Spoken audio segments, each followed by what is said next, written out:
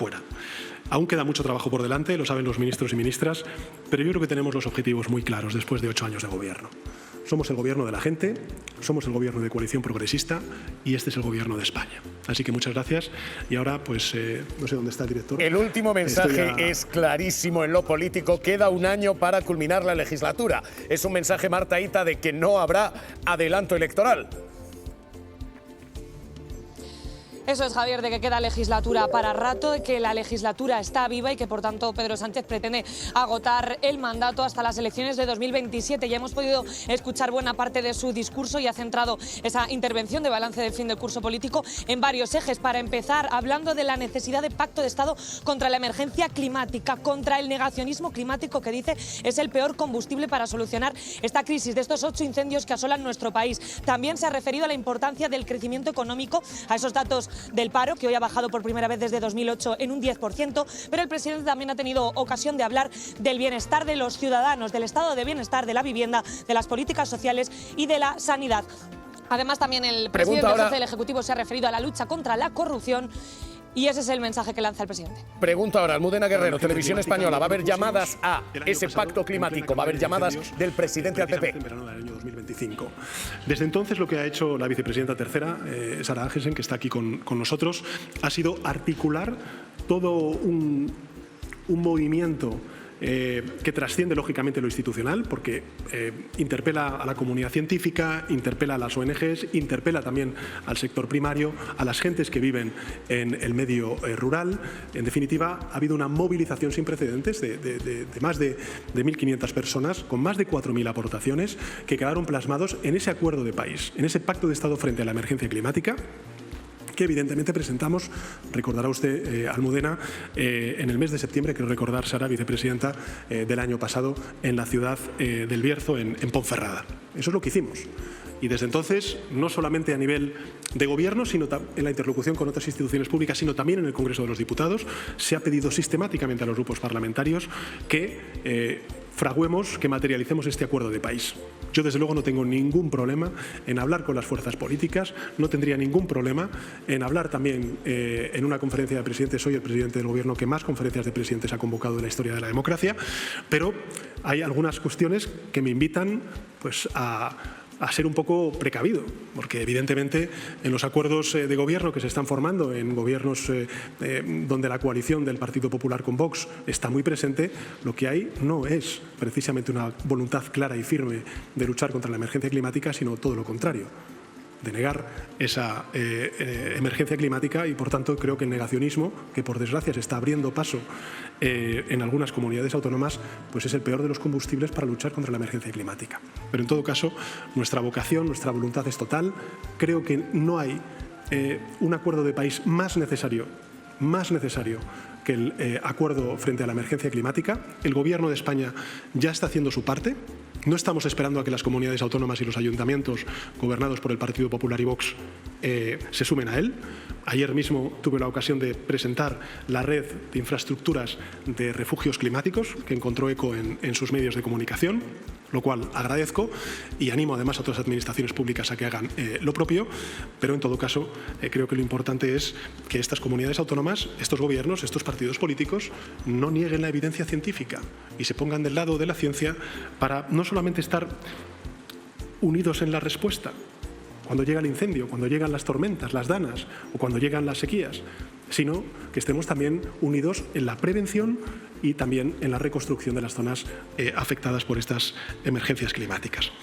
Y me causa muchísima pena, tengo que decírselo, me causa muchísima pena ver a líderes políticos, a representantes de instituciones públicas convertirse en portavoces de bulos, de desinformación. Porque es evidente que la ley de montes no impide lo que dicen que impide. Por tanto, hay una competencia que está en los gobiernos autonómicos que exige el que elaboren planes de limpieza y de desbroce de esos montes, que son titularidad y competencia de las comunidades autónomas, y el Gobierno de España estará para echar una mano en todo lo que nosotros buenamente podamos hacer, como estamos ya haciendo, ¿no? Hay algunos datos que yo creo que son muy relevantes al respecto, ¿no? Para que se haga una idea, nosotros desde el año 2024 al año 2026 hemos incrementado cerca de un 30% el presupuesto destinado a la prevención. Hemos reforzado dispositivos que trabajan durante todo el año, como las brigadas de labores preventivas, como los equipos de prevención integral de incendios forestales. Son equipos que realizan actuaciones esenciales como podas, como desbroces, como quemas prescritas antes del verano, y hemos aumentado en más de un 34% el presupuesto destinado a la extinción. Por tanto, un 30% más el presupuesto destinado a la prevención, un 34% más el presupuesto destinado a la extinción. Y ahí están las BRIF, que han incrementado su presupuesto en un 47% y tienen hoy un nuevo convenio que reconoce el trabajo que desempeñan todo el año, ¿no? Bueno, estamos renovando las bases, como saben, yo he tenido ocasión de visitar algunas de ellas, hemos reforzado los medios aéreos, hemos comprado 7 nuevos aviones anfibios que se van a incorporar a partir del año 2028. En definitiva, estamos haciendo, pero no es suficiente. Y no es suficiente porque necesitamos el apoyo y la ayuda y la unión de todas las administraciones. La Administración General del Estado tiene sus competencias, las comunidades tienen las suyas propias, los ayuntamientos y las diputaciones las tienen, y en esas labores de prevención, desde luego, tienen un papel decisivo. Y creo que es muy importante recordarlo y apelar, como he hecho al principio de mi intervención, a que se sumen a este pacto de Estado frente a la emergencia climática, que, por cierto, ya les recuerdo, también ha sido objeto en otros muchos momentos, a lo mejor no bajo el marco de Pacto de Estado, pero sí en muchas conferencias de presidentes. Quiero recordar, por ejemplo, la conferencia de la isla de La Palma, donde se actualizó, se reforzó y se modernizó el Sistema Nacional de Protección Civil, que es ahora mismo... Sánchez tiene todavía dos preguntas en esta primera cuestión. Apoya el tono de Óscar Puente, sigue respaldando a Zapatero. La crispación. Mire, yo creo que el cambio climático, los incendios no tienen ideología, afectan a todos por igual, y yo quiero hacer una apelación a la unidad y al trabajo conjunto de todos los miembros de los equipos, al igual que hacen pues todos los miembros del Sistema Nacional de Protección Civil. Y respecto a la entrevista de José Luis Rodríguez Zapatero, del expresidente Zapatero, decirles que por parte del Gobierno de España, por parte del partido que me honro en dirigir, desde luego cuenta con nuestro respaldo, respetamos su presunción de inocencia y estamos en las fases iniciales, como he dicho en otras muchas ocasiones, de esta investigación. Ya veremos en qué deriva. Sánchez abre la puerta a una conferencia de presidentes para pactar cambio climático. Dice, no veo la voluntad en PP y Vox de combatirlo, sino más bien de negarlo. La conferencia de presidentes no es, digamos, una cosa que graciosamente conceda el presidente del Gobierno. Se ha establecido, se ha acordado que tiene que haber 2 anuales. La última fue el año pasado, más o menos por estas fechas en Barcelona. Se dijo que habría una final de año en Asturias. Volvemos a ir. Rajoy? Volvemos a ir tarde, entonces hay que hacer 2 al año, ya está, es muy sencillo. Una en el primer semestre y otra en el segundo semestre. No hay que complicarlo más, es decir, se hacen 2, se organiza y bueno, es que les pagamos para eso, para que se pongan de acuerdo y hagan la conferencia de presidentes. Hay una cuestión que está pasando por debajo del radar y es la última frase del presidente del Gobierno en su intervención. Queda 1 año de legislatura, ha dicho. Sí. Es un mensaje clarísimo frente al adelanto electoral. Se le acaba de preguntar por ello. Las elecciones, en fin, lo que ha dicho el Partido Nacionalista Vasco no deja de ser algo que ya ha dicho en reiteradas ocasiones a lo largo de estas últimas semanas. Lo he dicho en muchas ocasiones, nuestra intención es presentar los presupuestos y nuestra voluntad es aprobarlos. Y como he dicho en mi primera intervención, las elecciones, también cuando gobierna la izquierda, son en legislaturas que duran 4 años. No solamente cuando gobierna la derecha son 4 años y cuando gobernamos el resto son al día siguiente ya están pidiendo elecciones. Y bueno, ya cuando llegue el momento, pues yo lo único que pido es que se asuman los resultados electorales. Nosotros siempre los hemos asumido. A ver si otros se aplican también el mismo cuento. Y sobre los incendios, a ver, para que no estaba yo al tanto de esto. El PP quiere un pacto contra los incendios, pero no quiere un pacto sobre una de las principales causas que provocan los incendios. ¿Es esta la cuestión? Bueno, es que esa unidad ya la tenemos. Es que la unidad en la respuesta se está viendo hoy. en el CECOT, en la respuesta a los incendios tanto en Ávila como en Madrid, como en la provincia de Castellón, en la Comunitat Valenciana. Eso no es ninguna innovación, eso es pedir un acuerdo sobre algo en lo que ya tenemos un acuerdo, pero no en teoría, sino que lo estamos materializando. Aquí la cuestión es llegar a un acuerdo en la prevención y en la reconstrucción y recuperación de las zonas afectadas. Y para eso, pues tenemos que entrar de lleno en cómo la emergencia climática está exacerbando y multiplicando exponencialmente los riesgos de incendios, si lo están diciendo los mismos profesionales. Yo recuerdo, hace un año, yendo al Bierzo, una de las zonas más afectadas el año pasado por los incendios, hablar con vecinos de la zona, hablar con las BRIF y decirme que necesitamos un pacto de Estado porque los horizontes de gestión de los montes, de respuesta a estas altas temperaturas o a las danas o a las sequías que estamos sufriendo de manera constante una tras otra, exigen trascender las legislaturas de 4 años, necesitan pactos de Estados, necesitan políticas públicas coherentes y consistentes. ¿Por qué dice la emergencia climática, la ciencia, que no solamente es la mitigación, es decir, la reducción de los gases de efecto invernadero, sino también la adaptación a los mismos? Bueno, pues tenemos que hacer las dos cosas.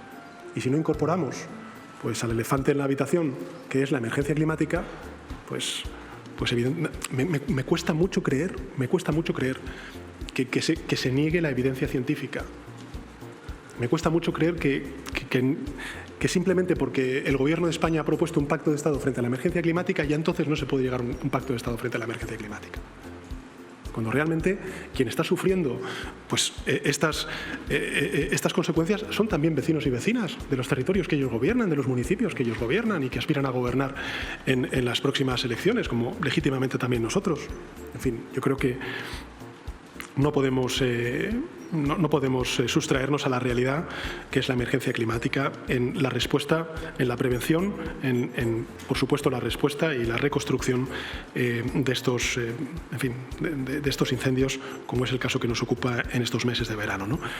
Y respecto a las declaraciones de una de las personas investigadas, esa es su versión.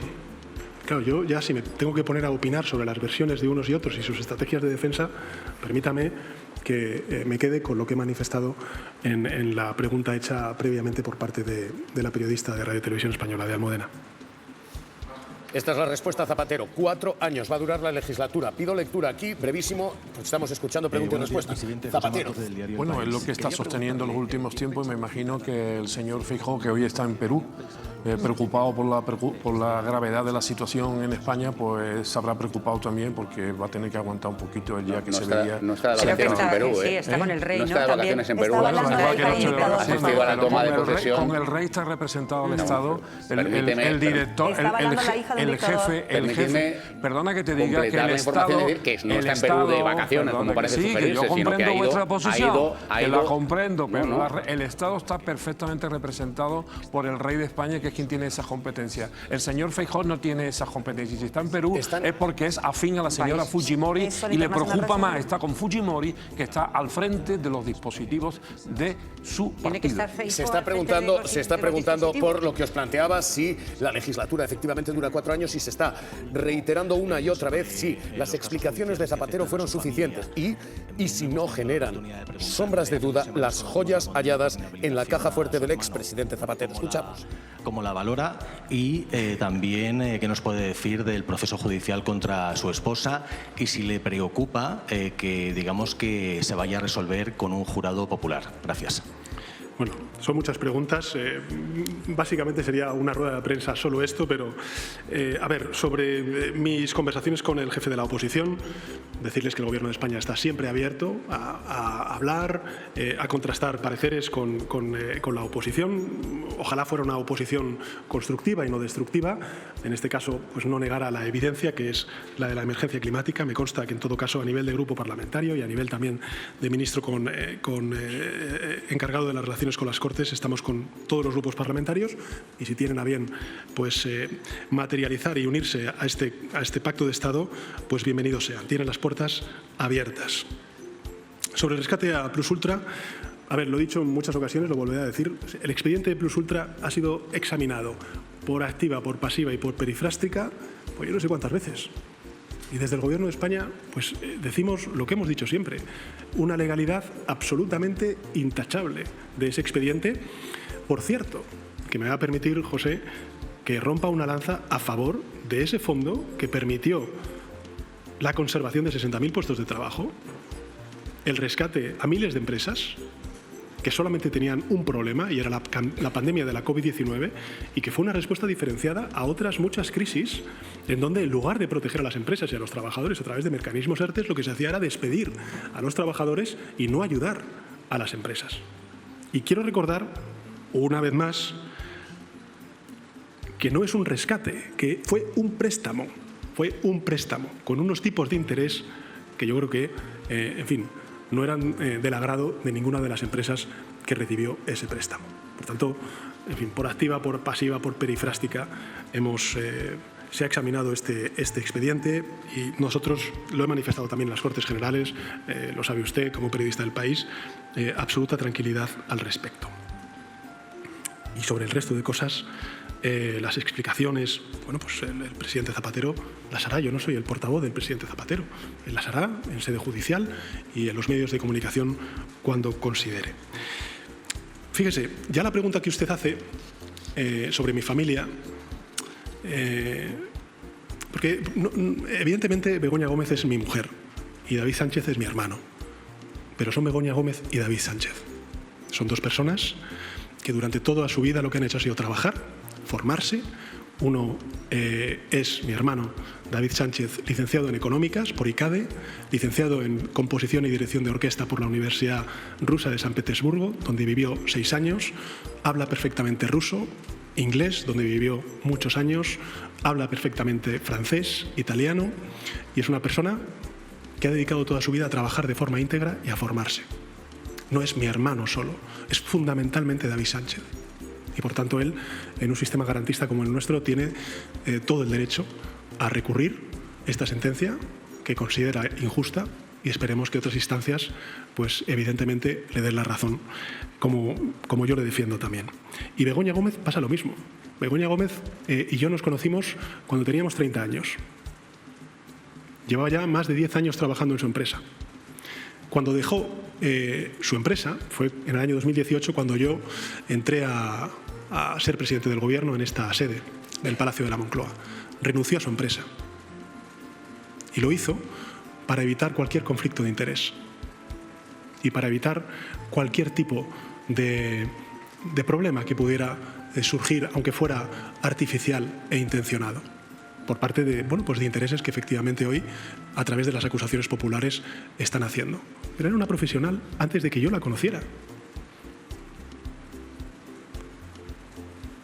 Y antes de yo ser secretario general del Partido Socialista, hasta ya colaboraba en la Universidad Complutense con algunos másters, estudios de posgrado que ella lideraba y diseñó. Por tanto, no es mi mujer, es Begoña Gómez. Lo digo porque en muchas ocasiones, con ese tipo de, no lo digo por usted, de estrategias, lo que se hace es deshumanizar a personas que tienen un pasado de integridad, de profesionalidad y que además hasta incluso han sacrificado buena parte de su desarrollo profesional, como es el caso de Begoña Gómez, simplemente porque yo soy presidente del Gobierno. Y la pregunta que nos tenemos que hacer es, ¿la pareja de un presidente o presidenta de Gobierno tiene que renunciar a su carrera profesional? ¿Esa es la España que queremos? Y luego ya, pues la deriva judicial, pues, en fin, esperemos que acabe lo que tiene que acabar, que ya saben cuál es mi opinión. Está dolido el presidente del Gobierno, ¿eh? Ainhoa Martínez, ABC. Normal, ¿no? Buenas tardes. Es Con humano. toda la razón. Es humano, es normal que esté dolido. Por algo que acaba de decir que es obvio. David Sánchez es David Sánchez y Begoña Gómez es David Gómez. Y seguramente si él no fuera pariente de los dos, no estaríamos en esta situación tan estrambótica, diría yo. Lo que estamos escuchando ahora mismo es esto. Está preguntando también ABC, está preguntando ahora mismo esto, familia, y estamos escuchando... que vamos a presentarlos, pero eso no se ha producido, al menos durante esta legislatura. ¿Por qué ahora quienes nos están escuchando tienen que creer que ahora presupuestos y por tanto legislatura hasta el límite? Pero lo que tenemos es a un Sánchez que por primera vez responde clara abiertamente sobre su hermano, sobre su pareja, diciendo no son solo eso. Y la respuesta, insisto, es una respuesta dolida. Bueno, es que yo creo que es la primera vez que después de todo este tiempo ha sido capaz de metabolizar lo que le está pasando como para hablar con la calma que nos ha hablado hoy de las trayectorias personales, de los currículums, tanto de su hermano como de su mujer. Es muy difícil tener que salir a defender la profesionalidad, los currículos impresionantes que tienen ellos dos. Es muy difícil porque parece que te estás poniendo medallas absurdas, parece que estás haciendo defensas ridículas. Pero me parece que es completamente necesario y pertinente, dada la situación en la que estamos. Responde Sánchez. Fíjese, es curioso, porque ni en el caso, no de mi familia, de David Sánchez y de Begoña Gómez, la Fiscalía ha pedido el sobreseimiento. En el caso, por ejemplo, de Begoña Gómez, un supuesto delito de malversación, no ha sido ni requerida la abogacía del Estado, que en teoría está para defender los intereses de la administración pública. Entonces, ¿qué es lo que nos queda? Que es lo que ustedes se han hecho eco los medios de comunicación, las acusaciones populares. Las acusaciones populares no están impulsando una causa política. Yo creo que eso no es una opinión, eso es un hecho. Eso es un hecho. Gustarán más o menos, pero es así.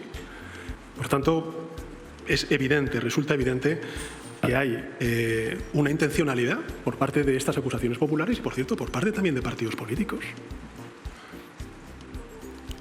De Vox, del Partido Popular, que se presentan como acusaciones populares y que las únicas propuestas que hacen, que se conocen durante estos años, es elevar penas de cárcel. Esas son las propuestas que están haciendo. Ese es el tipo de oposición que tenemos. Yo, desde luego, no me sumo a ello.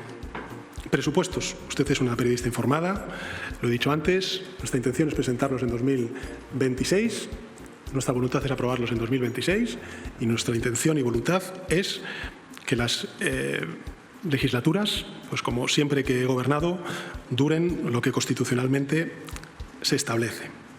Y sobre la moción de censura, si usted recuerda, porque estuvo presente en ese hemiciclo, yo le ofrecí al señor Rajoy que asumieran las responsabilidades políticas, porque no asumieron ninguna responsabilidad política. Al contrario, lo que hizo fue encubrir y proteger una corrupción sistémica que afectaba a su partido. En el caso del Partido Socialista, cuando ha habido el más mínimo atisbo, lo que hemos hecho ha sido actuar con contundencia.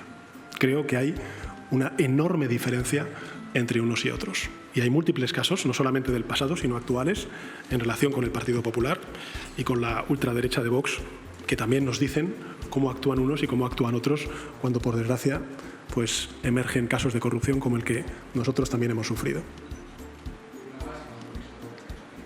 Muy bien. Este es ahora mismo el titular judicial de la mañana.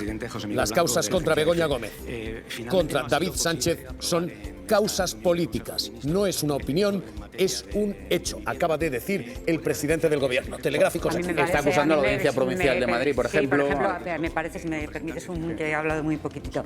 A mí me parece muy grave lo que acaba de decir el presidente del Gobierno, porque aquí, más allá de lo que pidan las acusaciones particulares, pueden pedir lo que quieran, pero luego detrás hay unos jueces que te dicen, una audiencia provincial por unanimidad, que te dicen que tiene que ser juzgada por un presunto, Begoña Gómez, por un presunto delito de tráfico de influencias sin malversación, una audiencia provincial de Badajoz. O sea, que te quiere decir que no son breves, queremos escuchar las respuestas del presidente. Venga. Estaba echando en falta que hablara en el balance del curso de judicialización de la política.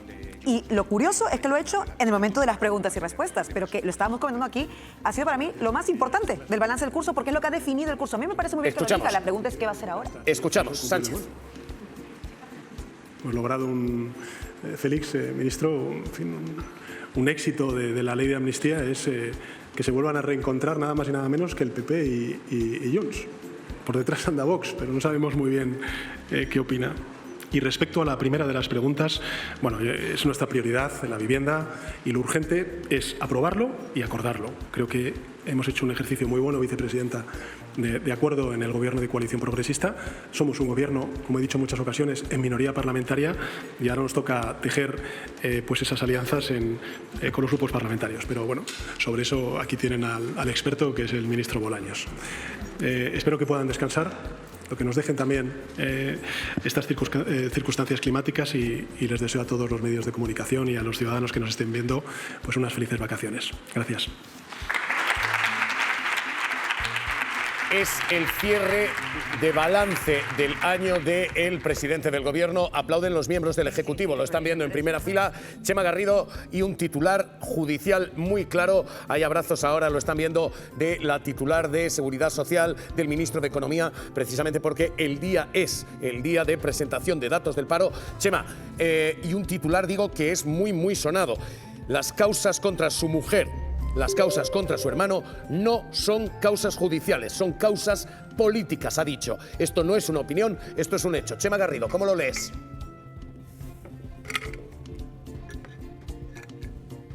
Txema, no te escuchamos, tenemos problema de sonido. Vengo enseguida. A ver, tenemos un problema de sonido ahí y vamos a intentar resolverlo. Alberto.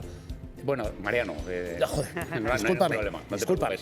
No te preocupes, Javier. No, decía que evidentemente el presidente del Gobierno de alguna forma me ha dado la impresión de que tiraba la piedra y escondía la mano, porque lo de las causas políticas ha puesto mucho el foco en las acusaciones, pero es que el estadio de las causas, por supuesto contra su hermano, que ya hay una condena, y contra su mujer, no es solo ya unas querellas, sino que es un proceso judicial, es una investigación, en el caso de su mujer, donde la Audiencia Provincial de Madrid, con varios jueces, pues ya ha permitido, ha avalado lo que va a ser en fin, que se siente en el banquillo para entendernos. Txema Garrido. Por lo tanto, ojo, ya no estamos hablando solo de acusaciones particulares y, por cierto, recordar una vez más que el Partido Socialista, cada vez que puede, como hacen el PP y Vox, ya ha dicho el presidente, también participa como acusación particular en multitud de casos. Txema Garrido, es una causa política, esto no es una opinión, es un hecho, ha dicho Sánchez. Decía que era muy importante y era muy relevante que el presidente del Gobierno de un país diga lo que muchos llevamos tiempo diciendo, que es que aquí hay causas judiciales que son injustas y que afectan a dos personas solo por el hecho de ser el hermano del presidente del Gobierno y la mujer de un presidente del Gobierno del PSOE. Y que esto lo diga en la Moncloa el propio Pedro Sánchez, creo que debería hacernos reflexionar como sociedad, porque está lanzando una acusación durísima contra determinadas causas judiciales que, desde luego, vienen motivadas para que la derecha, tanto del Partido Popular como de Vox, saquen un rédito político. Es gravísimo lo que ha denunciado el presidente del Gobierno. Hay una lectura que es la de "y la legislatura va a durar". Son 4 años también cuando gobierna la izquierda, ha dicho. Es que fíjate, yo creo que la comparecencia de Pedro Sánchez es la constatación de un fracaso, ¿no? Que es el fracaso del Partido Popular, que quería hacer tumbar al Gobierno y que no se llegase a esta comparecencia, es decir, que el Gobierno ya se hubiera disuelto y que se hubieran convocado elecciones. Por tanto, 1, la constatación de un fracaso, y 2, el anuncio de lo que se lleva diciendo mucho tiempo, es decir, la legislatura va a durar lo que dura una legislatura, que son 4 años, independientemente de si gobierna el Partido Popular o gobierna la izquierda. Es decir, Sánchez ha vuelto a decir que por más que intenten tumbarle judicial, mediáticamente, grupos de poderes que a los que se ha referido, la legislatura va a llegar a su fin. Y por tanto, yo creo que esto en sí mismo es una noticia, porque se llevan 3 años discutiendo de cuándo acabará la legislatura. Pues según el presidente del Gobierno, la va a agotar y por tanto eso es una noticia. Esta es la comparecencia. No te retires, Txema, ahora mismo, y estos los grandes titulares. Pacto de Estado. Ha dicho: no tengo problema en convocar una conferencia de presidentes, pero sí tengo dudas sobre que Partido Popular y Vox quieran atajar un problema que niegan. 2, cuestión de empleo y anuncio de traslado de la sede sanitaria, de la sede de la Agencia de Sanidad a Zaragoza. Y 3, esto. La legislatura va a terminar, las causas contra su familia son causas políticas. No es una opinión, es un hecho. Esto es lo que acaba de decir un Pedro Sánchez que está mirando a esa emergencia climática que a esta hora tiene novedades sobre el terreno. Buscamos la última hora, vamos hasta los puntos que a esta hora siguen ardiendo, empezando por Navaluenga. María Escolar. Muy pendientes aquí, Javier, de esa rueda de reconocimiento que están haciendo los helicópteros sobrevolando un terreno en el que el fuego está contenido pero no controlado. Ha sido una noche favorable, han seguido trabajando en los 3 sectores que siguen preocupando y a esta hora desde el Mando Único de Madrid es desde donde tendrán que tomar las decisiones a la espera de ver si se puede relajar las medidas en algunos de los muchísimos municipios que hay aquí afectados en la provincia de Ávila. Reforzar las líneas de defensa y contener las llamas antes de que cambie el viento. Estas están siendo las labores de centenares de bomberos desde esta noche para aprovechar las últimas horas de tregua que ofrece el fuego. El mega incendio que afecta a Ávila, Toledo y Madrid ha quemado ya más de 80.000 hectáreas. Poco a poco cumplen con los objetivos marcados, han conseguido ralentizar el avance de las llamas y evitar que alcance Valdemaqueda. Sin embargo, el punto caliente se mantiene en el flanco norte, en el pantano de San Juan. El dolor por la pérdida y el miedo a que esto se repita desespera a los afectados. ¿Ahora qué? Medio valle quemado, ¿y qué? ¿Los políticos van a aprender de esto? ¿De verdad? Esperemos que sí. Con palas y rastrillos, centenares de voluntarios y brigadistas luchan para salvar sus hogares, muchos desplegados en los entornos del Tiemblo, el Castañar o Mijares. Desde la noche a tope, quiero que estéis todos tranquilos, que esto se va a apagar, porque el pueblo salva al pueblo. Mientras tanto, el Ministerio del Interior ha permitido que algunos desalojados vuelvan a sus municipios, que van regresando paulatinamente. En la Vall d'Uixó, Castellón, también se ha trabajado toda la noche con mangueras y excavadoras para conseguir tener bajo control este incendio que lleva más de 8.000 hectáreas calcinadas. La noche ha ido bastante bien, hemos realizado todos los trabajos que estaban previstos e intentar estabilizarlo en el menor tiempo posible. Hoy es un día decisivo para lograr dominar los incendios porque mañana aumentan las temperaturas con la 4ª ola de calor del verano y con la que se espera que el riesgo de incendios incremente. Esta es la ventana que ahora mismo se está buscando y esta es la última hora en Ávila. Hay otro fuente de incendio y es el de la Comunitat Valenciana, es el de Castellón, en la Vall d'Uixó. Jaime Astuy.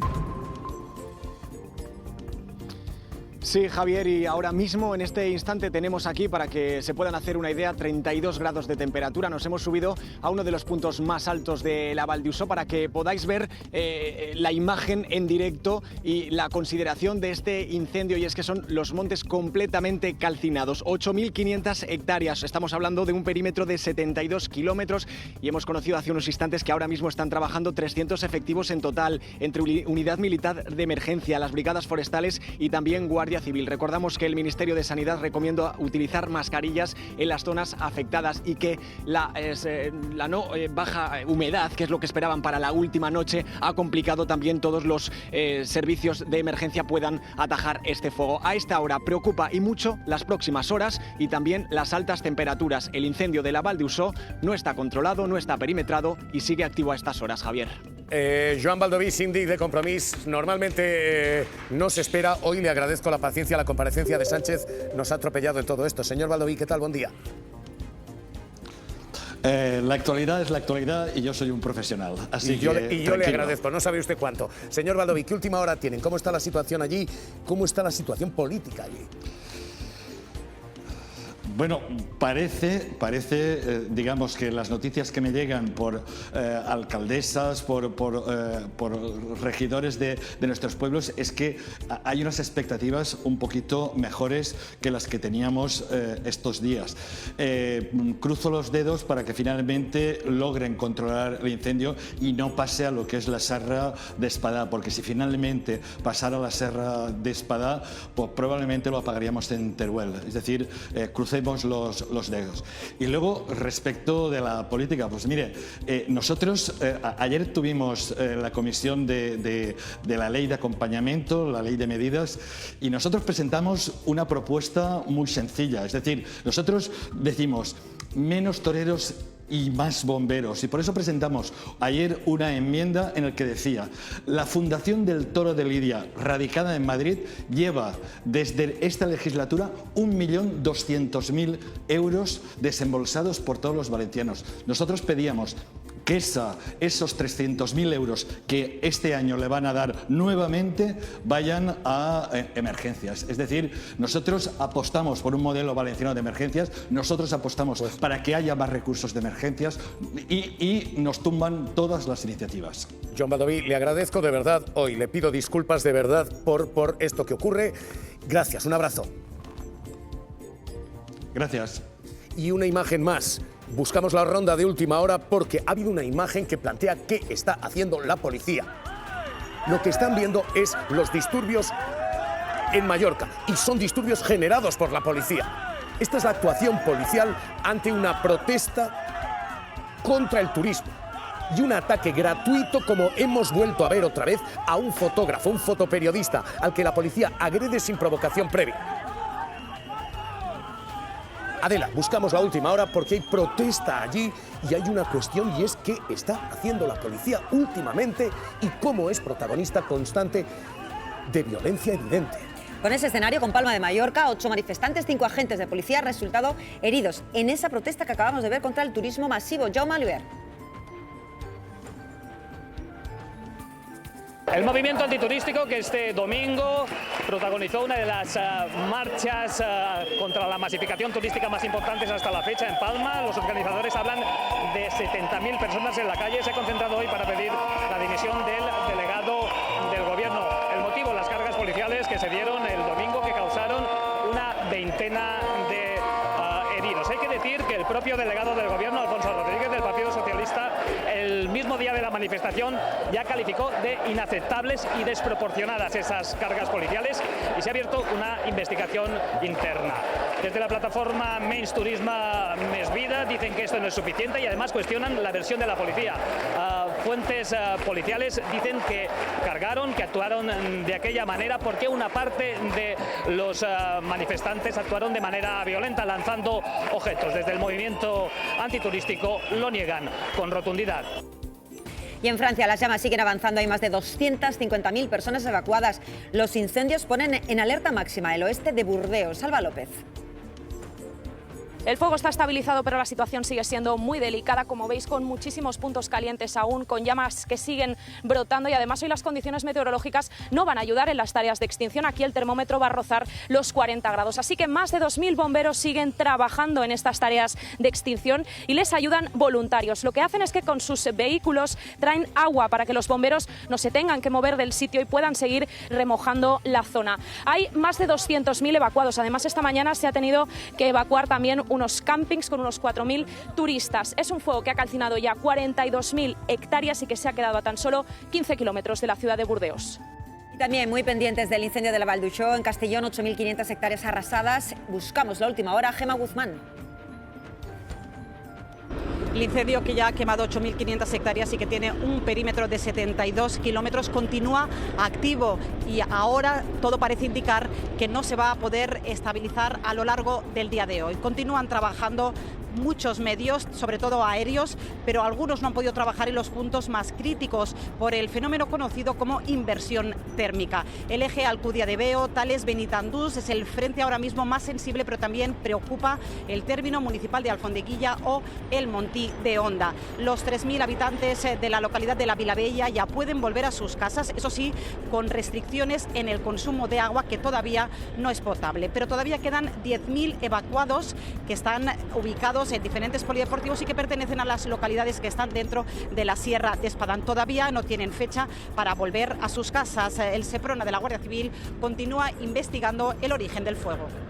Estamos en horas críticas y en una vigilia a la espera de que mañana el calor vuelva a azotar y las llamas vuelvan a complicarse. Seguimos. ¡Lo quemamos,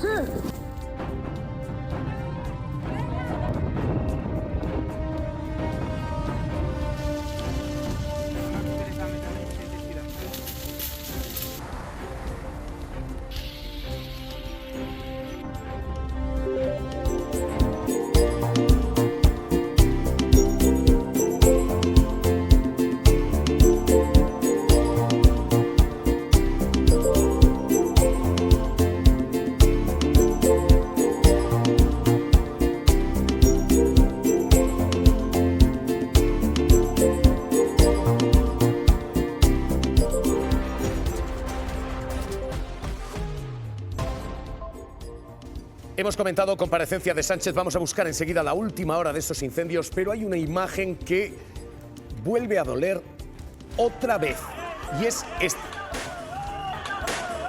Son los disturbios y la actuación de la policía en Palma de Mallorca. con cargas como las que están viendo. Con una brutalidad absolutamente innecesaria y con una desproporción de tal calibre que ha provocado la protesta de quienes estaban allí manifestándose contra el turismo. Lo están viendo activistas que levantan la mano preguntando por qué tanta violencia. Pero es que esto no ha sido solo contra quienes se manifestaban. Vean ustedes lo que ha pasado con un fotoperiodista que está tomando una fotografía.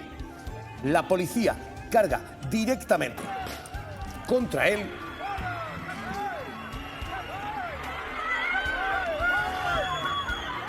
Hay un periodista ahí, apostado, junto a una papelera y ¡bumba!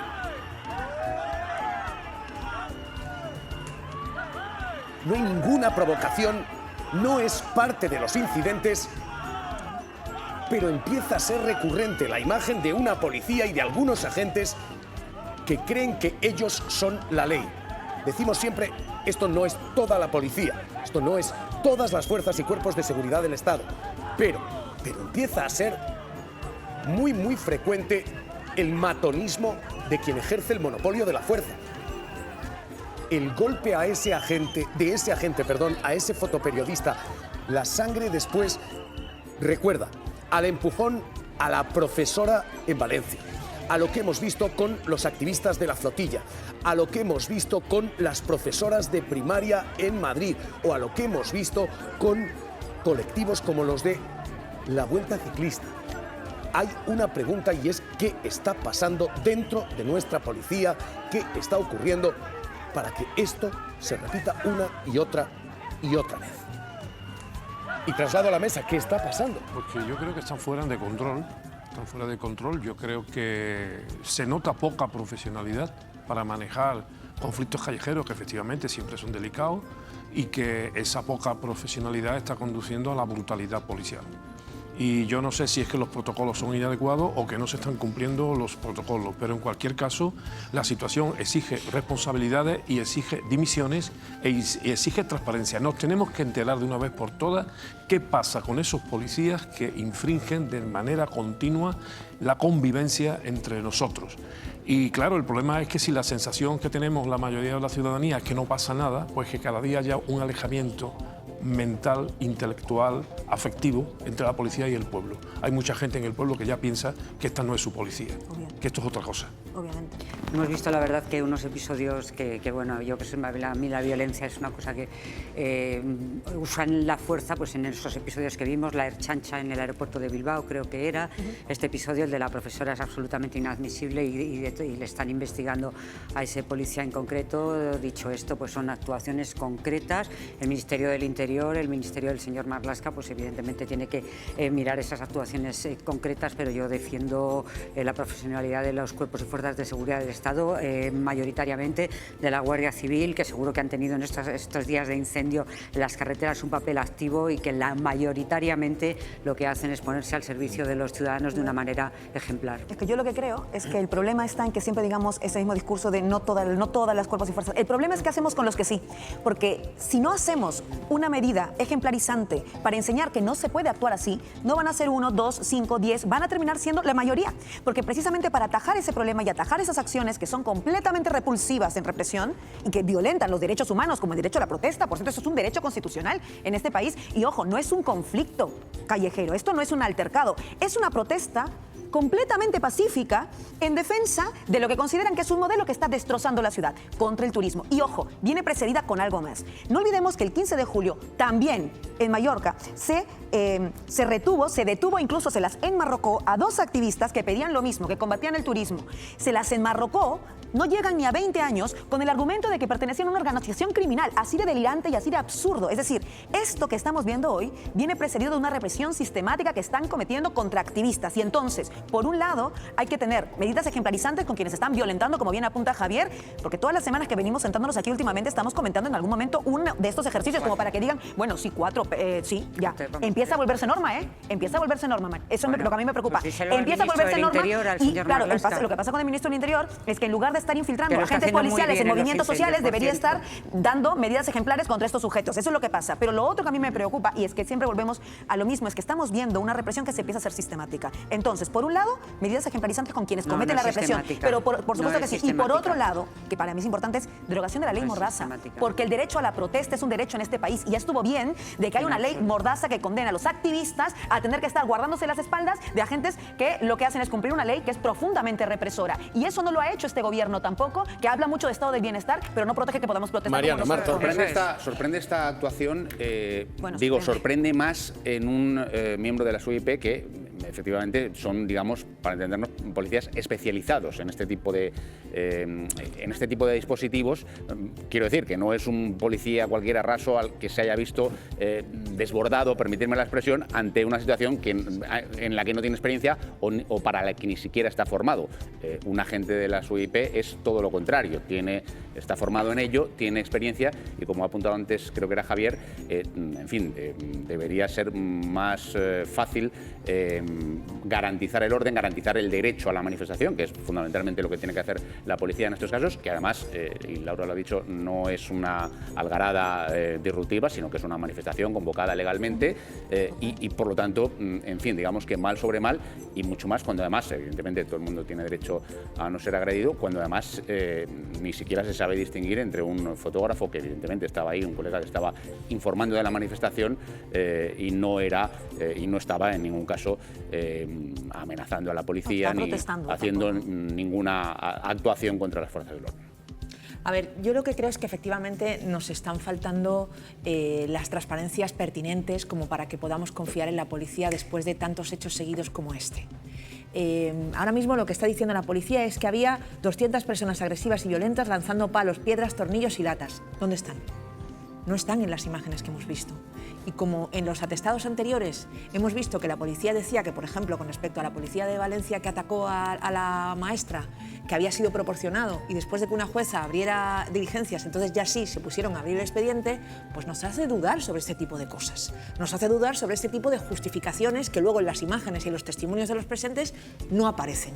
Yo creo que demasiado corporativismo dentro de la policía le está haciendo un daño importante, que estamos viendo una seguidilla este verano en particular de agresiones que no son admisibles y que nadie en la policía ni en su sano juicio, teniendo en cuenta además que tenemos estas imágenes para valorarlo absolutamente todos, puede defender. Si siguen haciéndolo, de lo que nos hablan es de un problema todavía más grande del que preveíamos, que es que están tapando cosas con según qué atestados y con según qué declaraciones para evitar tener que castigar a los que un día tuvieron un mal día. En la policía no se puede tener un mal día de este calibre sin que haya consecuencias, lo siento, es parte del trabajo, va en el sueldo y esto no puede ser. Hay una peor versión en todo esto que preocupa, porque cuando preparábamos había un debate editorial en nuestra mesa y es que esto ha pasado toda la vida.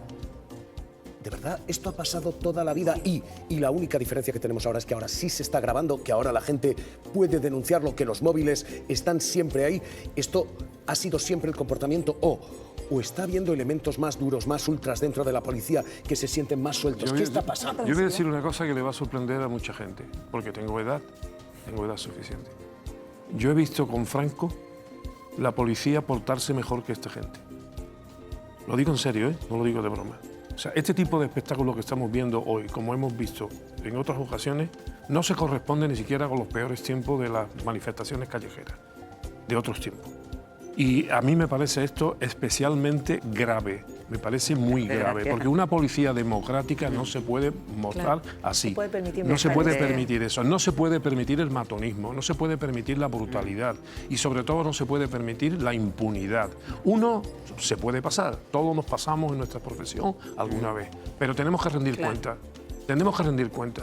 Por ejemplo, ¿alguna vez nos vamos a enterar qué va a pasar o qué pasará con este policía desgraciadamente famoso por sus excesos valencianos? ¿Nos vamos a enterar alguna vez? Sí, pero digo que sí, alguna vez nos vamos a enterar. Porque yo tengo noticias directas de cómo incluso cuando los superiores policiales sancionan a determinados miembros, luego los jueces miran para otro lado.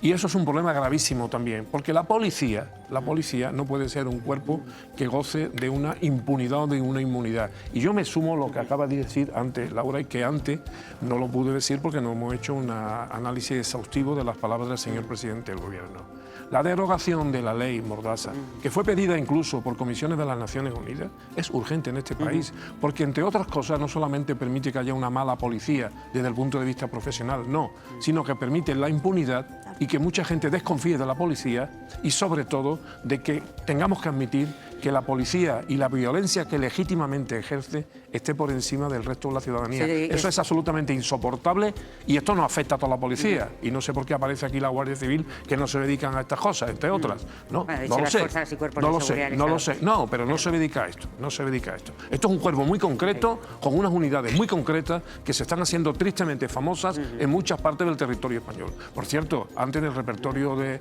hechos, digamos, doloridos de todos los que has contado, te has olvidado de Cádiz. Es que lo de Cádiz fue una cosa especialmente grave, ¿eh? Especialmente grave. Es verdad que hubo mucha violencia, pero algunas actitudes policiales en Cádiz fueron absolutamente repulsivas desde el punto de vista de lo que debe de ser una convivencia, diría yo, entre policía y ciudadanía en un Estado democrático. Y eso se está quebrando. Y ahora yo 10 segundos solo. Estoy de acuerdo contigo absolutamente, Aroca, de que no puede haber impunidad, que los casos puntuales hay que denunciarlos, perseguirlos por los mecanismos internos o, en el caso de Valencia, judiciales.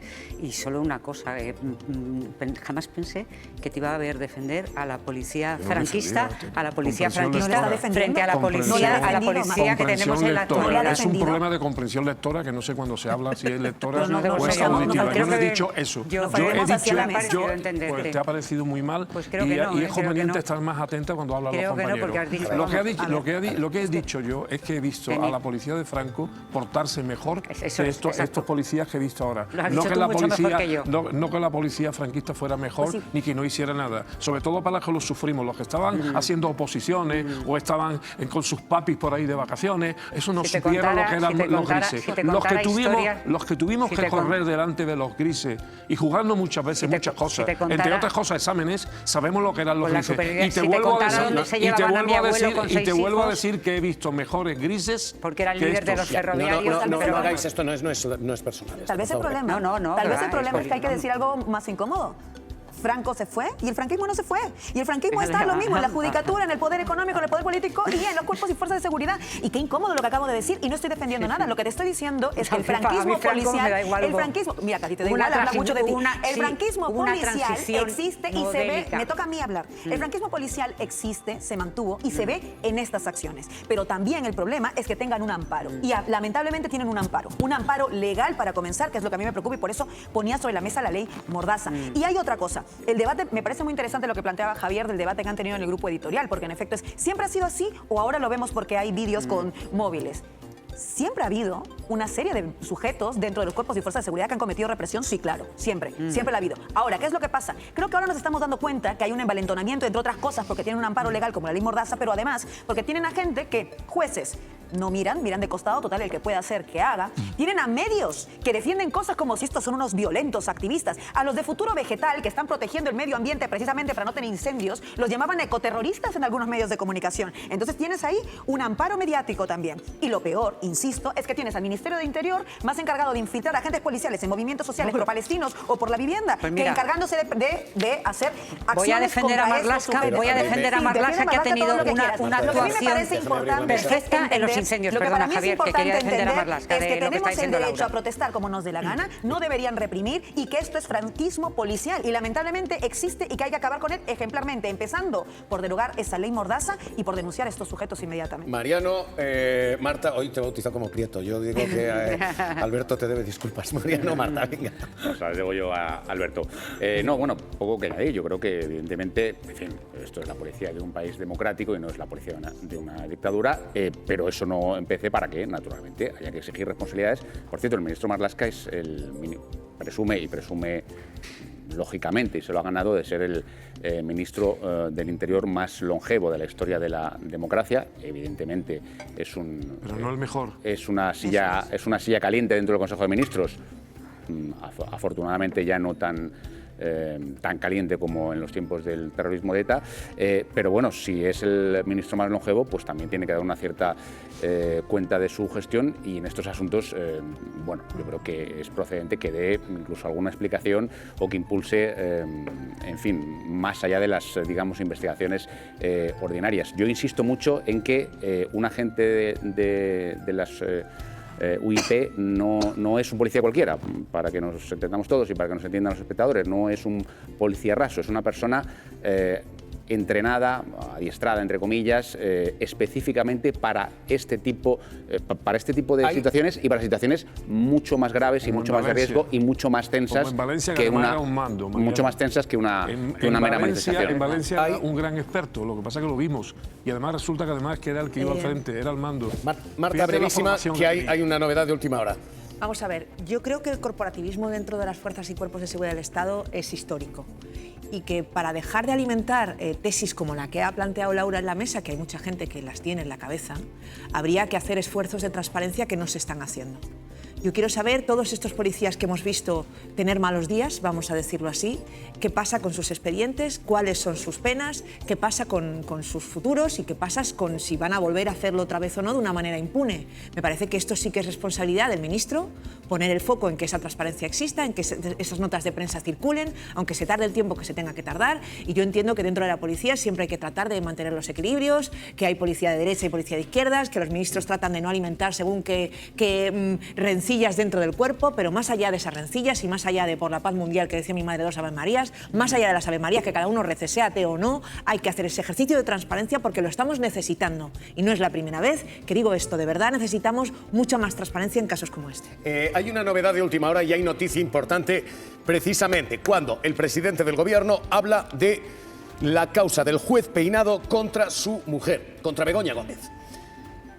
Atención a la propuesta de sanción al juez Peinado. De las 5 quejas que se plantearon, se da trámite a 2, que se elevan al Tribunal Superior de Justicia para ver si hay sanción. Y lo que se acaba de elevar no constituye ni un azotito. Primero, que puede haber una desconsideración cuando se habló de que la policía contribuiría a la fuga. Y segundo, que el retraso no es disciplinario, pero puede haber una falta leve. Esto es lo que acaba de acordar el Consejo General del Poder Judicial. Pedro Gómez, en castellano esto se llama literalmente un azotito. En lenguaje jurídico, cuéntanos qué es exactamente lo que propone el Consejo General del Poder Judicial.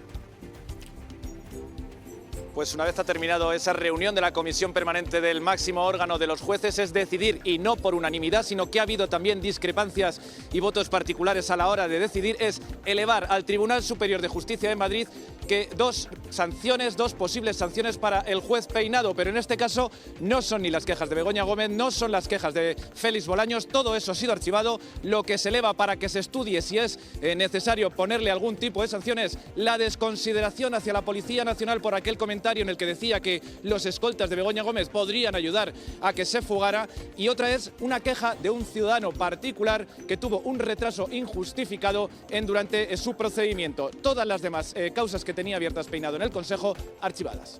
Pedro, azotito es el término, insisto, castellano, no jurídico, pero en términos jurídicos, ¿esto qué es? ¿Una multa?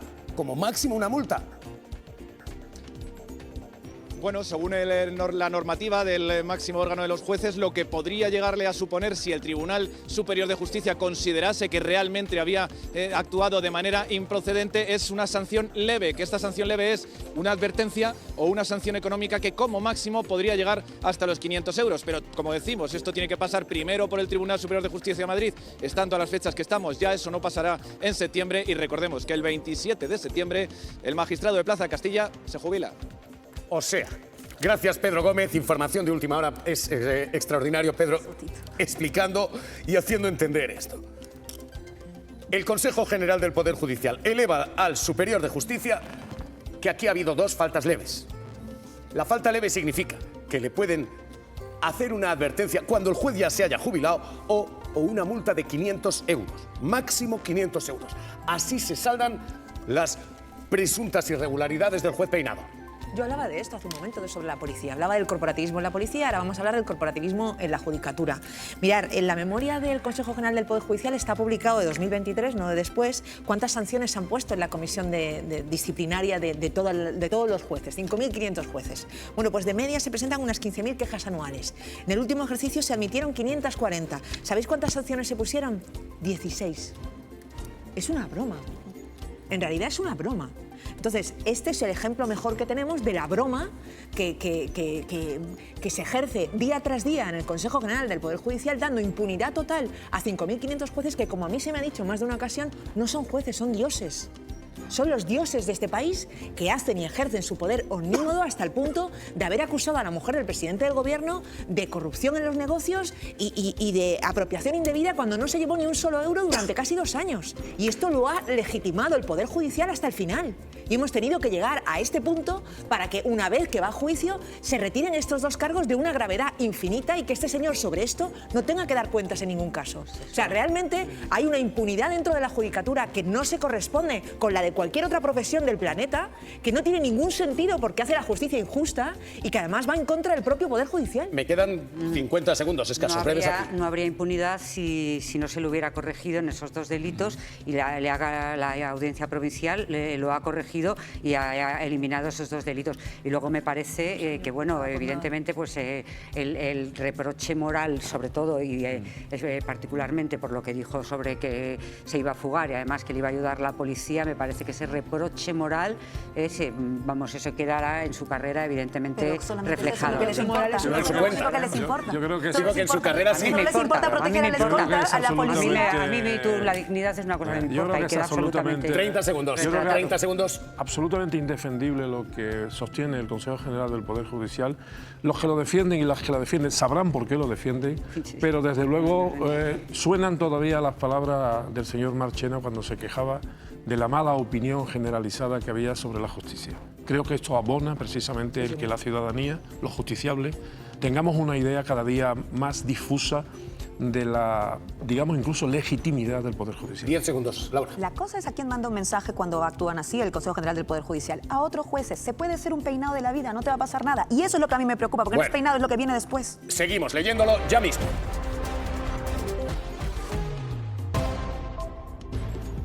El incendio vive a estas horas tiempo de descuento. A la espera de que mañana vuelva a arreciar el calor, esa que están viendo es la imagen sobre el terreno. Llamas todavía descontroladas, pero una situación que ha permitido devolver a algunos desalojados a sus casas. El presidente del gobierno acaba de comparecer para pedir un pacto de Estado mientras sobre el terreno se despliegan las ayudas. Los vecinos protestando.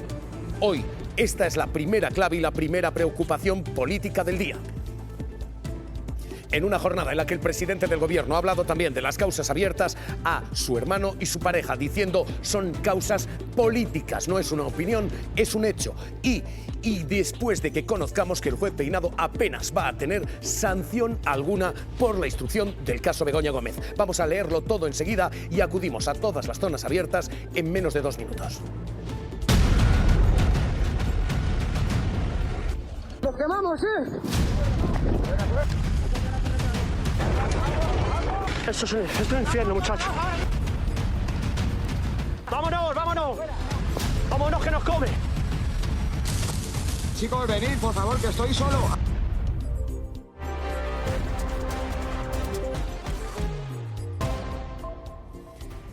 Las llamas siguen fuera de control. El presidente del gobierno acaba de comparecer para pedir un pacto de lucha contra el cambio climático a Partido Popular y Vox.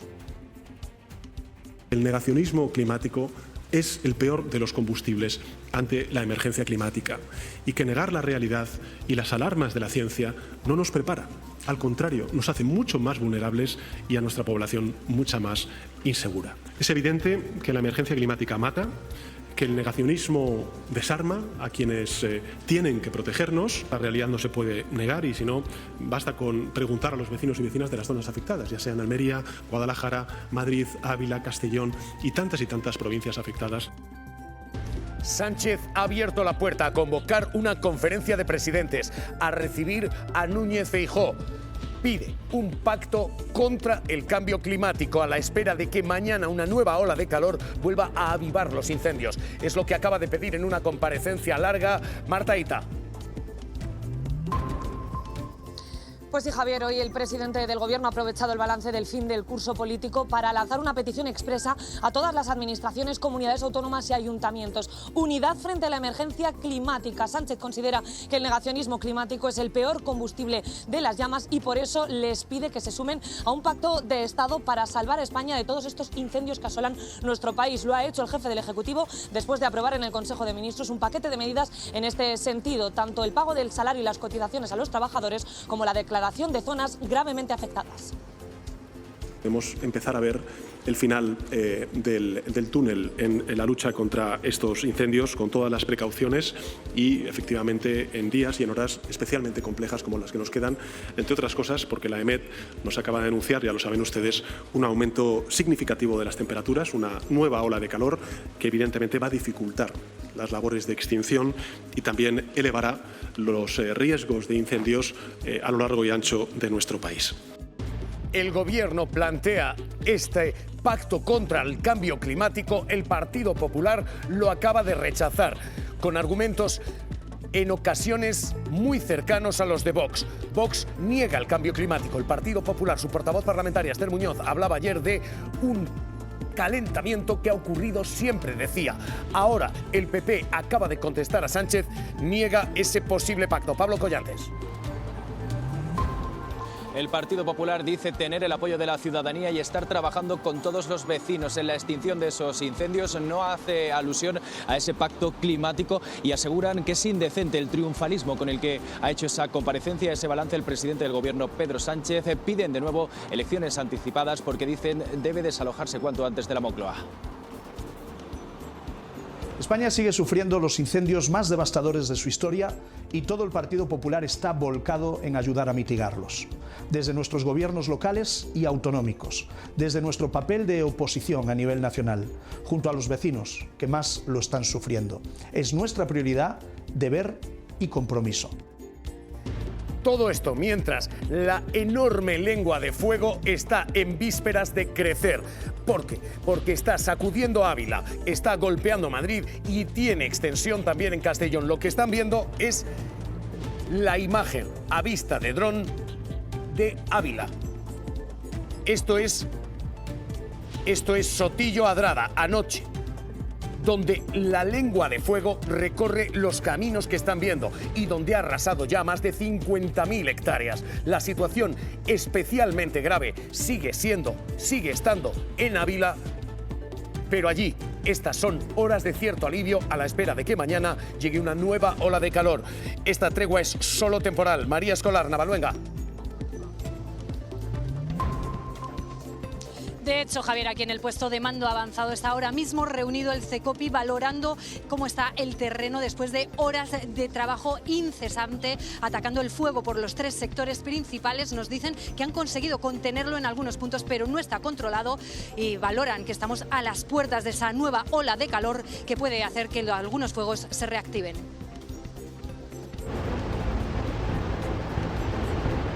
Esto es un infierno, muchacho. ¡Lo quemamos, Estamos acorralados por todos lados, ¡vámonos! Lo que están viendo son bomberos al límite, forestales absolutamente desbordados y denunciando la precariedad con la que trabajan. Chicos, venid, por favor, que estoy solo, por debajo justo de la piscina de la de Icona. Se está reactivando esto y va a enganchar, mirad, aquí está, piscina de Icona y aquí abajo está empezando a arder todo el pasto y va a enganchar todo eso, Frau, y puede ir por la parte de atrás de lo de Navalpino. Si podéis venir alguien, por favor, que estoy solo. Esto es lo que se está viviendo, hay voluntarios sobre el terreno y este es solo el primer foco, Ávila. El siguiente es Madrid, donde se ha devuelto a algunas personas a sus casas, pero de nuevo, donde la tregua también es temporal. Mañana va a volver a arreciar el calor, puede ser letal para esos incendios. De momento, lo que estamos viendo son imágenes de una destrucción sin precedentes Este es el tamaño y la altura de las llamas en Madrid y este el rastro de destrucción que está dejando ese fuego. Son infraestructuras derretidas en ocasiones por efecto del fuego y esto que están viendo. Zonas como la del pantano, donde a esta hora la imagen es esa. Todo, absolutamente todo, está calcinado. Vamos hasta allí, Alberto Catalán. Sí, exactamente, Javier, absolutamente todo. Estamos hablando de los clubes náuticos, de diferentes restaurantes, también de chiringuitos y el camping, que ha quedado completamente arrasado después de que el fuego pasara por ese punto del pantano de San Juan, un lugar en el que decenas de comerciantes han perdido absolutamente todo lo que tenían. Y no solamente eso, sino que además lo que nos transmiten es que para poder reconstruir todo va a pasar muchísimo tiempo. Las pérdidas son millonarias. Hemos visto cómo hay negocios que han quedado absolutamente destrozados por completo, hechos cenizas en muchos casos y sobre todo con una destrucción y además de todo ello con una tristeza en cuanto a las personas que han levantado todos esos negocios en ese lugar que no tiene precedentes.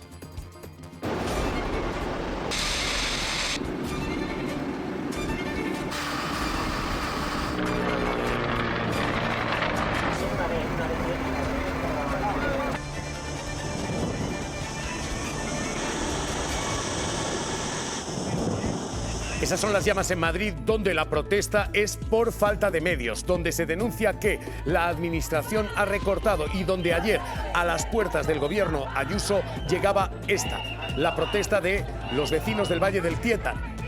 Castilla y León llevaba a la Puerta del Sol esta protesta.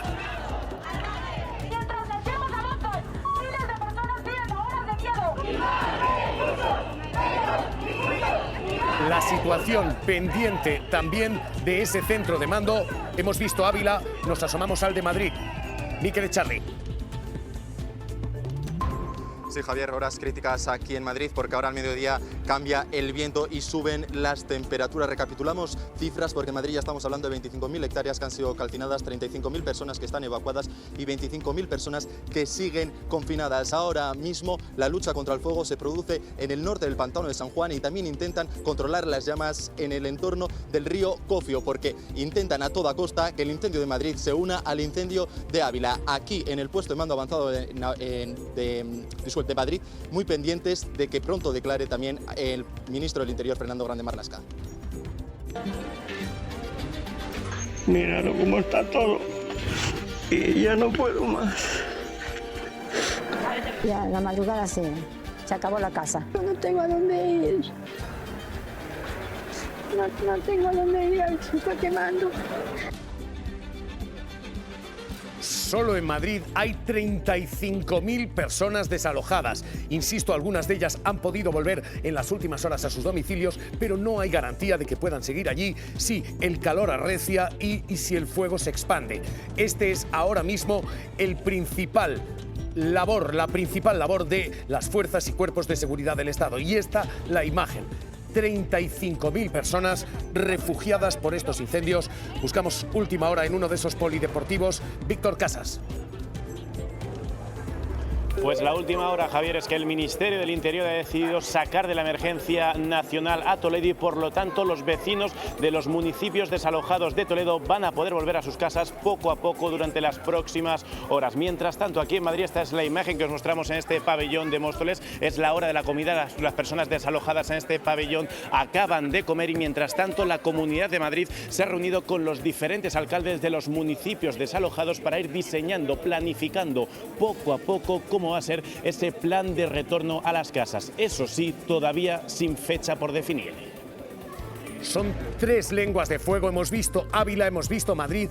Hay una tercera en Castellón, en la Comunitat Valenciana, donde la Vall d'Uixó sigue a esta hora ardiendo y donde las imágenes siguen demostrando que el fuego también allí está fuera de control y que las cosas pueden ir a peor en las próximas horas. Los bomberos se han desplegado sobre el terreno, pero es imprescindible que la temperatura no se dispare y lo va a hacer en las próximas horas. La preocupación en la Vall d'Uixó, la preocupación en Castellón es extrema a esta hora. Jaime Astuy.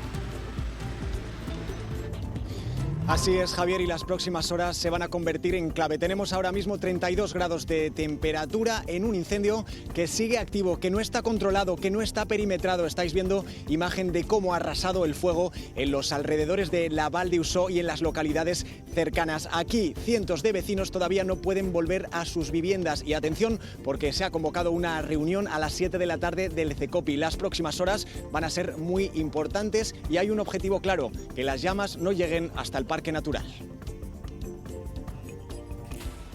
Y ante esta situación, nuevas medidas. El Gobierno da luz verde al Real Decreto Ley con estas medidas urgentes de protección laboral y social para los afectados por estos incendios. Y hablamos de que se amplía esa declaración de zona gravemente afectada por los incendios a 14 provincias, con ayudas que pretenden dar cobertura a situaciones que todavía no estaban protegidas. A saber, para los profesionales, para los autónomos que no pueden trabajar, el Estado se va a hacer cargo de los salarios y las cotizaciones desde ese primer día. Podrán solicitarse también compensaciones para reparar daños, viviendas, negocios, también, sobre todo para quienes han perdido viviendas, cosechas o sus cabezas de ganados. También beneficios fiscales. Insistimos en que estas ayudas, como la exención del IBI, unas ayudas que no van a tributar en el IRPF, así lo contaba el presidente del Gobierno. Ha declarado zonas afectadas gravemente por una emergencia de protección civil a los territorios perjudicados por los incendios. Y abrimos vías a ayudas adicionales, como son los beneficios fiscales. Hoy todo esto es el primer foco de atención y la primera preocupación, los incendios. Pero hoy ha comparecido también el presidente del Gobierno para hacer balance de la legislatura y del año que acaba de cerrar. El mensaje político / jurídico es este. Causas contra Begoña Gómez, contra David Sánchez, su mujer, su hermano, son causas políticas, ha dicho. Las acusaciones populares no están impulsando una causa política. No es mi hermano solo, es fundamentalmente David Sánchez. Y por tanto él, en un sistema garantista como el nuestro, tiene todo el derecho a recurrir esta sentencia. Begoña Gómez y yo nos conocimos cuando teníamos 30 años. Renunció a su empresa y lo hizo para evitar cualquier conflicto de interés. ¿La pareja de un presidente o presidenta de gobierno tiene que renunciar a su carrera profesional? Sánchez ha dicho, estas son causas políticas, esto no es una opinión, es un hecho. Dice, hay una mano política detrás de estas acusaciones y estas causas.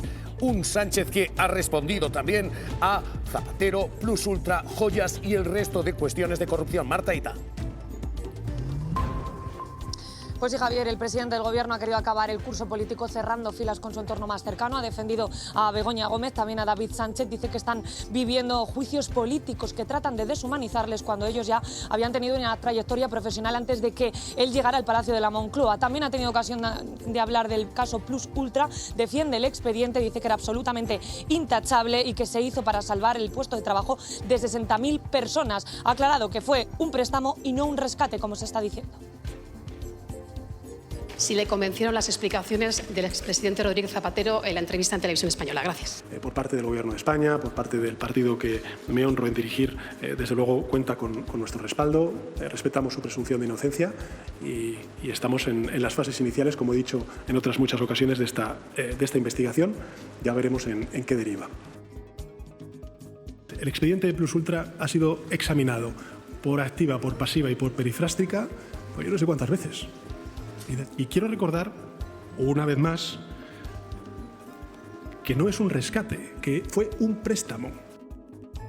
Sánchez asegura que detrás de estas causas hay partidos como PP y Vox. Hay una intención de acortar la legislatura y ha lanzado un mensaje político muy claro. Las legislaturas duran 4 años, también cuando gobierna la izquierda.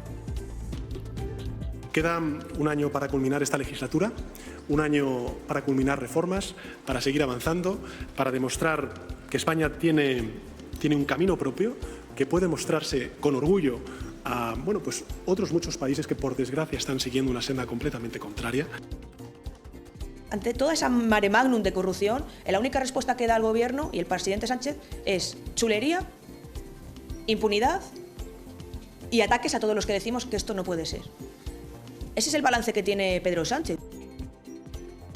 Sánchez habla de la causa contra Begoña Gómez el día en que el Consejo General del Poder Judicial ha propuesto 2 sanciones levísimas al juez Peinado, que ahora ha de analizar y confirmar o no el Tribunal Superior de Justicia de Madrid.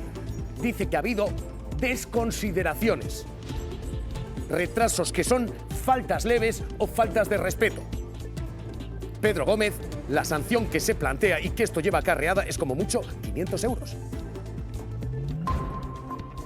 Es la decisión que ha tomado esta mañana la Comisión Permanente del máximo órgano de los jueces con el voto en contra de los vocales conservadores, es trasladar esos 2 expedientes informativos por posibles faltas leves del magistrado Juan Carlos Peinado al Tribunal Superior de Justicia de Madrid. Una por un retraso injustificado en el procedimiento de un ciudadano particular y la otra por desconsideración, por esa expresión en la que decía que los escoltas de Begoña Gómez podrían ayudarla a huir del país. Ahora este tribunal tendrá que decidir si estas actuaciones son merecedoras de sanción y al ser leves van desde la advertencia hasta los 500 euros. Desde una advertencia hasta 500 euros. Ese es el máximo precio que puede pagar Peinado por su instrucción. Esto es lo que hoy acaba de servir el Poder Judicial, pendientes por lo demás de otra investigación. A estas imágenes. Esta es la policía golpeando a la prensa.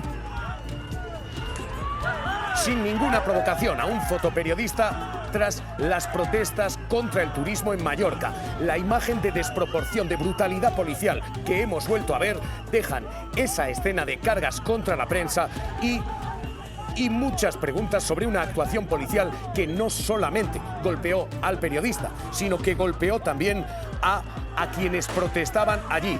La policía cargó con esta contundencia y disparó pelotas de goma al suelo, como están viendo.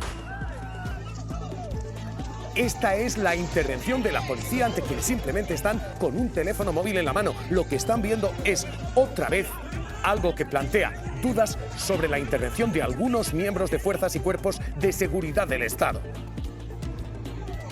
Carla Cuña se ha abierto y se pide ya investigación. El delegado del Gobierno, Alfonso Rodríguez, ha pedido una investigación exhaustiva por la actuación de la Policía Nacional en esa manifestación contra la turistificación. Dice que el uso de la violencia no se ajustaba al riesgo que entrañaba esa concentración. Se ha reunido con el jefe de la policía y también Esquerra y Més per Mallorca piden explicaciones por esa actuación de la policía que se saldó con 8 heridos y 3 detenidos, entre ellos ese fotoperiodista que acabó tendido en el suelo tras ser aporreado en la cabeza. Nosotros lo que estamos poniendo en cuestión es que esa tipología de la carga, que esa actuación fuera desmedida, fuera con un empleo de violencia que seguramente no se ajustaba ante el riesgo que podía suponer esos manifestantes. Yo voy a seguir trabajando para esclarecer de la mejor manera posible lo sucedido y para intentar también que no vuelva a suceder. La mañana, como ven, ha sido muy cargada en lo informativo y acaba de coronarse con un visto para sentencia el caso Kitchen. Concluido el juicio, queda visto para dictar sentencia. Buenos días. Bien, pues concluido el juicio, queda visto para dictar sentencia. Buenos días. Hoy se ha cerrado con la intervención de los comisarios corruptos como Villarejo o de cargos acusados en el Ministerio del Interior. Bien, pues concluido el juicio, queda visto. Yo ahora, con mi perspectiva de los 75 años que cumplo la semana que viene, aún me pregunto cómo se me ocurrió pisar, digamos, callos tan importantes para haber terminado donde he terminado. Pero sigo teniendo confianza absoluta en la independencia judicial, estando convencido de que al final, en fin, la verdad saldrá a la luz. Se acaba de cerrar el juicio así, visto para sentencia.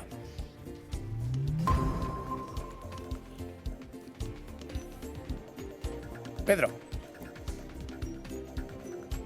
Tras 4 meses de juicio, tras más de 50 testigos, polémicas por las desmemorias de algunos de ellos y por la no emisión en directo de los audios de Villarejo, se queda visto para sentencia la causa contra el operativo parapolicial para intentar robarle las pruebas a Luis Bárcenas. En su último turno de palabra, Villarejo ha asegurado que ahora mismo no sabría interpretar sus anotaciones en las agendas y el chofer de los Bárcenas, Sergio Ríos, ha vuelto a defender que no sabía que estaba actuando en una operación ilegal y que tan solo seguía órdenes de la policía. Se mantienen las peticiones de 15 años de prisión para el que fuera ministro de Interior, Jorge Fernández Díaz, y su segundo, Francisco Martínez. He creído que había que actuar con los agentes de la autoridad, como la ley marca. Yo jamás he tenido conocimiento de que esto fuera ilegalidad alguna, como el resto de 50 funcionarios que me han estado siguiendo, y he sido también seguido, se me han clonado mis teléfonos, se me ha utilizado mi intimidad. Toda esta es la información de la mañana. Análisis, Rubén Sánchez, portavoz de Facua. ¿Qué tal? ¿Cómo estás?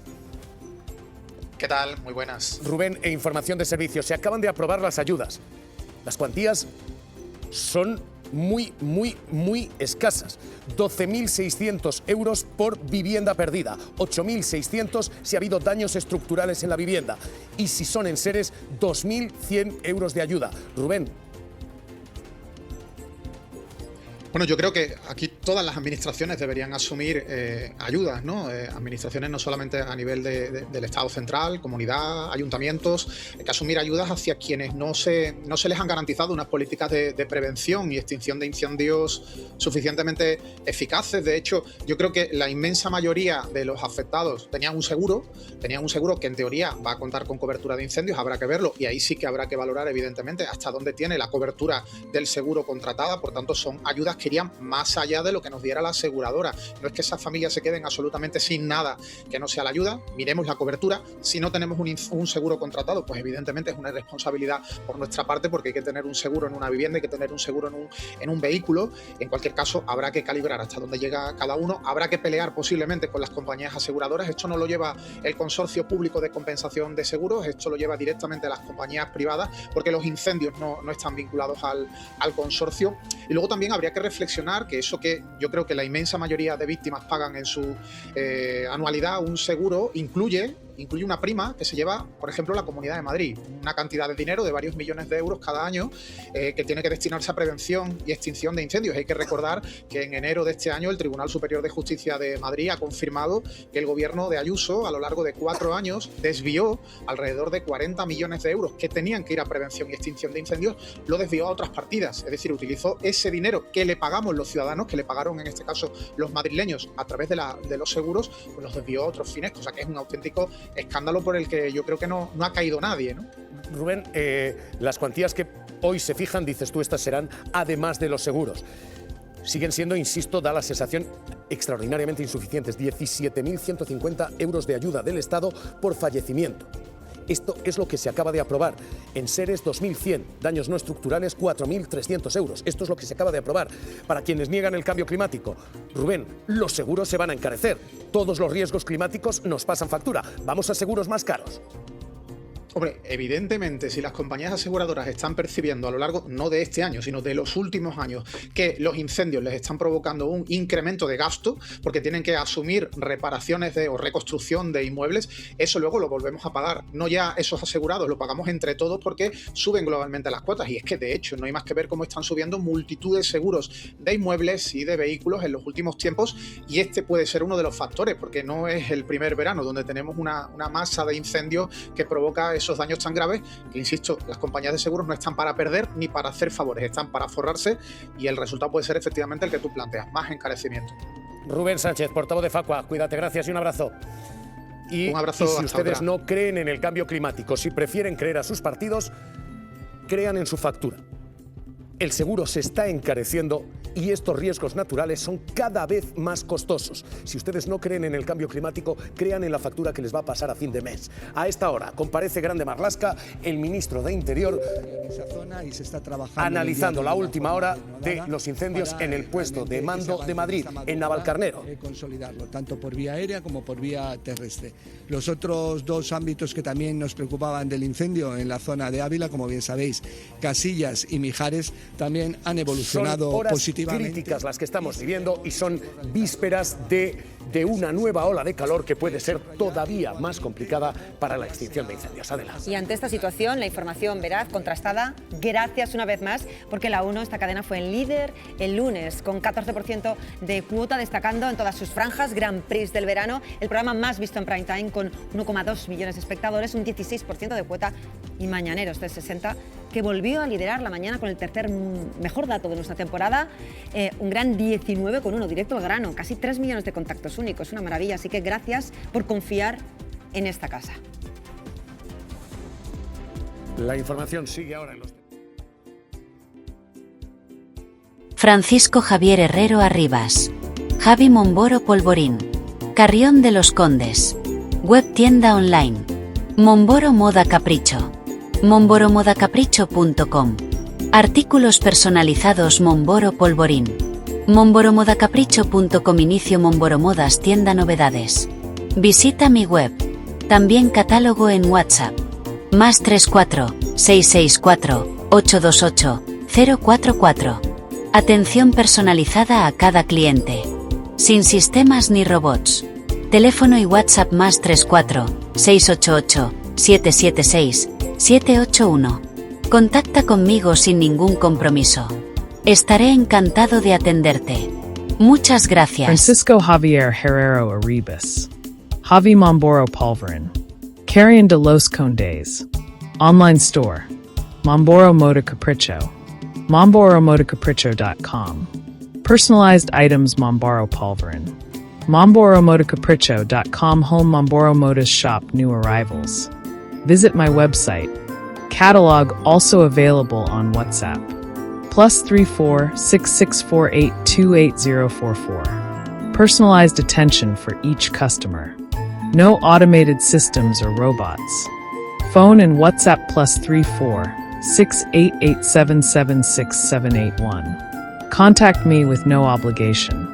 I'd be happy to assist you. Thank you very much. Servicios. Diseño gráfico y multimedia. Creación y mantenimiento de páginas web.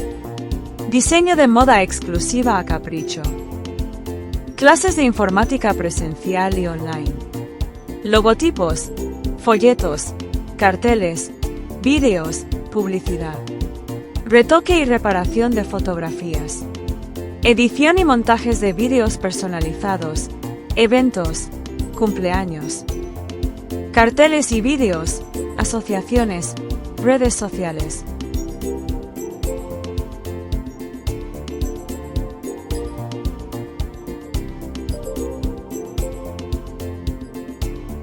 Solicita información sin compromiso. Muchas gracias.